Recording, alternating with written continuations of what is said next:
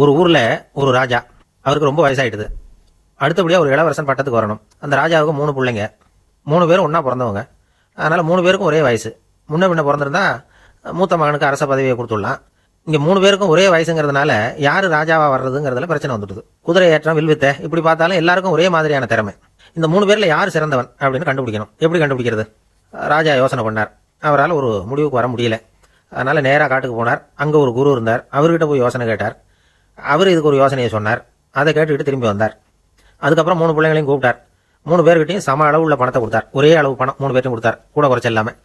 அவங்க 3 பேரும் 3 தனித்தனி மாளிகையில குடியிருந்தாங்க. அவங்க கிட்ட பணத்தை கொடுத்துட்டு சொன்னார், இதை பார்ப்பா, உங்க 3 பேருக்கும் ஒரே அளவு பணம் தான் கொடுத்துருக்கிறேன். நீங்க செய்ய வேண்டியது என்னன்னா, இந்த பணத்தை கொண்டு நீங்க உங்க மாளிகைகளை நிரப்பணும்.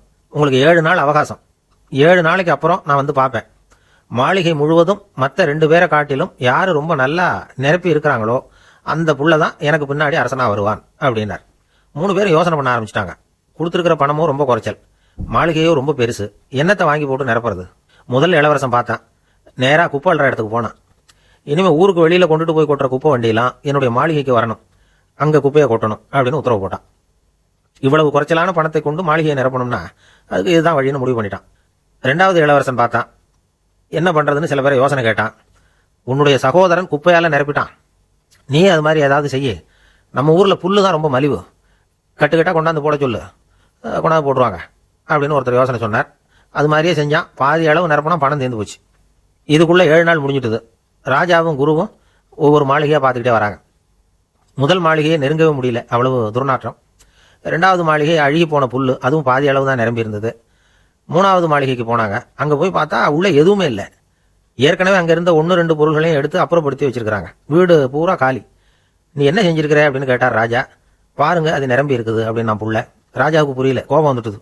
எல்லாத்தையும் காலி பண்ணிவிட்டு நிரம்பி இருக்குதுங்கிறான். குரு சொன்னார், கோவப்படாத, வீடு நிரம்பி இருக்கு, உனக்கு பழக்கமில்லாத உன்னால அது நிரம்பி இருக்குது. உன்னுடைய பிள்ளை என்ன பண்ணிருக்கிறான் பார், அகல் விளக்குகளை வாங்கி தீபம் ஏற்றி வச்சிருக்கிறான். மாளிகை பூரா இப்ப ஒளியால நிறைஞ்சிருக்குது அப்படின்னார். மன்னர் மனசு வெளிச்சமாச்சு. இந்த மகனையே இளவரசன் ஆக்கினாராம். அதான் இந்த காலத்து வாரிசுகள்லாம் எப்படி இருக்கிறாங்கன்னா, ஒரு பையன் ஒரு வேலையும் செய்யாம சோம்பேறித்தனமா ஈசி சேர்ல கால் மேல காலை போட்டுட்டு படுத்து கிடக்கிறான். அப்பா புத்தி சொல்ல ஆரம்பிச்சாராம், இப்படி இருந்தா எப்படிரா, மத்தவங்க மாதிரி சுறுசுறுப்பா இருக்க வேணாமா அப்படின்னாராம். மத்தவங்க எப்படி இருக்கிறாங்கன்னு கேட்டிருக்கான் பையன். வேலைக்கு போறாங்க, உழைக்கிறாங்க அப்படின்னு இருக்கான். உழைச்சா என்ன கிடைக்கும் அப்படின்னு இவன் கேட்டிருக்கான். பணம் கிடைக்கும்னாரா அப்பா. பணம் கிடைச்சா என்ன பண்ணலாம் அப்படின்னா, வீடு கட்டலாம். வீடு கட்டினா என்ன பண்ணலாம், சோஃபா ஈசி சேர் இதெல்லாம் வாங்கி போடலாம். வாங்கி போட்டா அது மேல கால் போட்டுக்கிட்டு சுகமா உட்காந்துருக்கலாம் அப்படின்னு இருக்காரு. இப்பவே நான் அதை தானே பண்ணிட்டு இருக்கிறேன் அப்படின்னு நானும் பையன்.